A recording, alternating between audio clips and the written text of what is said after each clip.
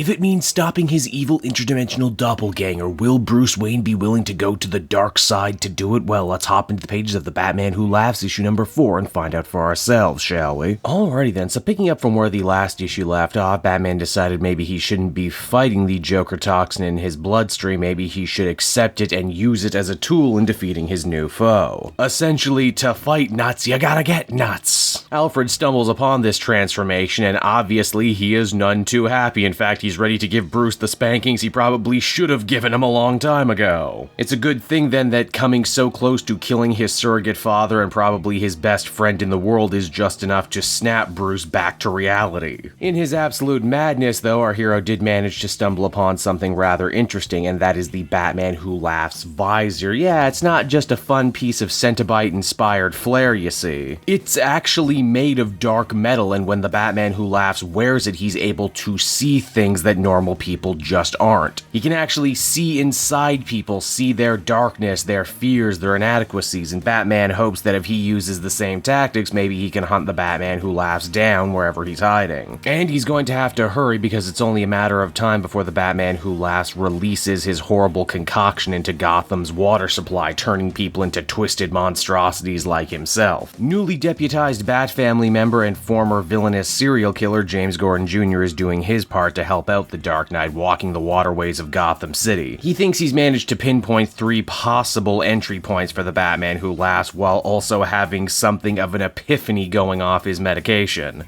Batman decides to check out some of the waterways himself and ends up getting accosted by the Joker, who just narrowly managed to cheat death only a few issues ago. Batman assumes that the Joker has come to stop him to try and kill him so Gotham can finally be destroyed the way that he always wanted, only the Joker has a very different motivation. He says that while it's very easy for Batman to think that Joker only wants to win, to crush Batman, to embarrass him, to finally get a laugh and all that, that's not true. In the Joker's most private moment, he admits that what he truly dreams for, what he strives for, is a situation where neither of them win, and if the Batman Who Laughs wins, well, that's still technically a Batman who wins at the end of the day, isn't it? Batman also asks something rather interesting of the Clown Prince of Crime, saying that if he should go too far on this Joker poison, if it truly seems like he's turning into his evil counterpart, that he wants the Joker to shoot him. Now, to complete his villainous plan, the Batman Who Laughs still needs the blood of one other multiversal Bruce Wayne, and Batman is able to follow the electrical grid to a source of much dark metal.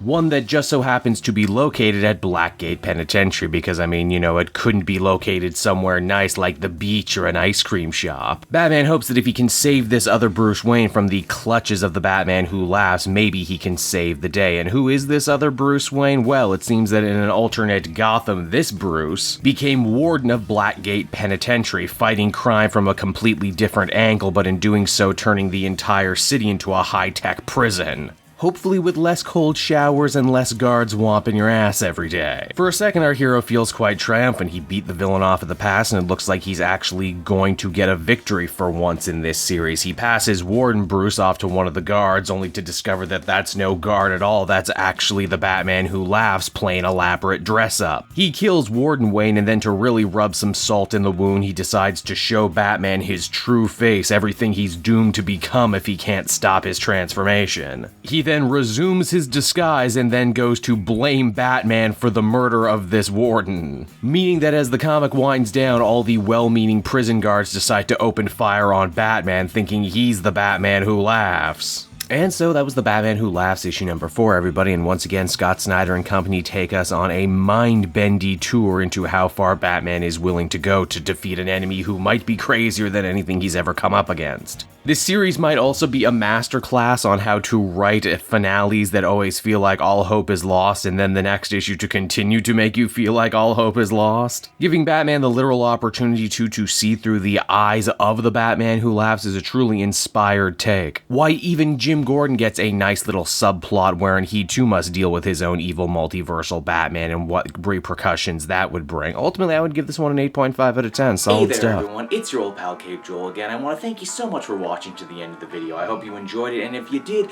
why not take a look at some of these other videos I have available from the channel. Then you can follow me on Twitter and Facebook at Cave Joel, so you're always up to date on what I'm doing next. And hey, if you're in the market for some cheap comic books, might I recommend Book Depository? They're my favorite place to get cheap comic comic book trades, and if you use my link down in the description, not only will you save a bundle by not having to pay a cent for shipping, but everything you do buy goes to support me in the channel. So you win, I win, everybody wins, right? And until next time everyone, this has been Cape Joel, and I'm going to continue making comic book videos that smack of greatness. Bye-bye.